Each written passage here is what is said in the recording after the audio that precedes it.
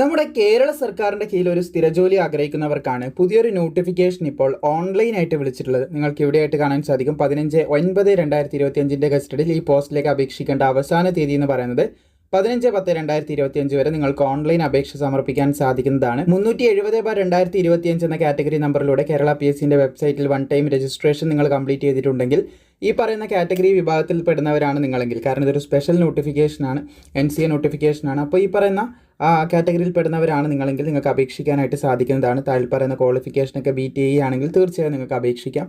അപ്പോൾ ഇവിടെ നിങ്ങൾക്ക് കാണാൻ സാധിക്കും ഫാർമസ്യൂട്ടിക്കൽ കോർപ്പറേഷനിലേക്കാണ് പുതിയൊരു അപേക്ഷ ഇപ്പോൾ ബോയിലർ അറ്റൻഡൻറ്റ് പോസ്റ്റിലേക്ക് വിളിച്ചിട്ടുള്ളത്. 26,500 മുതൽ 60,700 വരെയൊക്കെ ശമ്പളം ലഭിക്കുന്ന പോസ്റ്റാണിത്. ഷെഡ്യൂൾഡ് കാസ്റ്റിനാണ് ഒരു വേക്കൻസി ഇപ്പോൾ നിലവിൽ റിപ്പോർട്ട് ചെയ്തിട്ടുള്ളത്. വേക്കൻസി വിലയിരുത്തി അപേക്ഷിക്കാതിരിക്കേണ്ട. വേക്കൻസി കൂടുവാനുള്ള സാധ്യത നമുക്ക് തള്ളിക്കളയാൻ പറ്റുന്നതല്ല. യോഗ്യത ഉണ്ടെങ്കിൽ, താല്പര്യമുണ്ടെങ്കിൽ തീർച്ചയായും നിങ്ങൾ അപ്ലൈ ചെയ്യുക. അതുപോലെ ഡയറക്റ്റ് റിക്രൂട്ട്മെൻ്റ് ആണ്. മെത്തേഡ് ഓഫ് അപ്പോയിൻമെൻറ്റ് എന്ന് പറയുന്നത് ഡയറക്റ്റ് റിക്രൂട്ട്മെൻ്റ് ആണ്.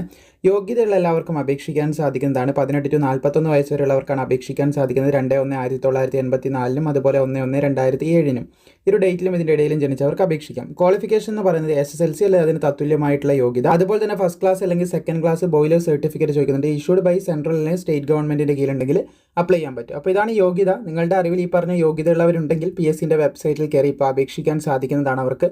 നിങ്ങൾക്ക് യോഗ്യതയുണ്ട്, തീർച്ചയായിട്ടും നിങ്ങൾക്ക് അപേക്ഷിക്കാം. നിങ്ങളുടെ സുഹൃത്തുക്കൾക്ക് യോഗ്യതയുണ്ട്, അവരിലേക്ക് ഷെയർ ചെയ്ത് കൊടുക്കാൻ നിങ്ങൾ മറക്കേണ്ട.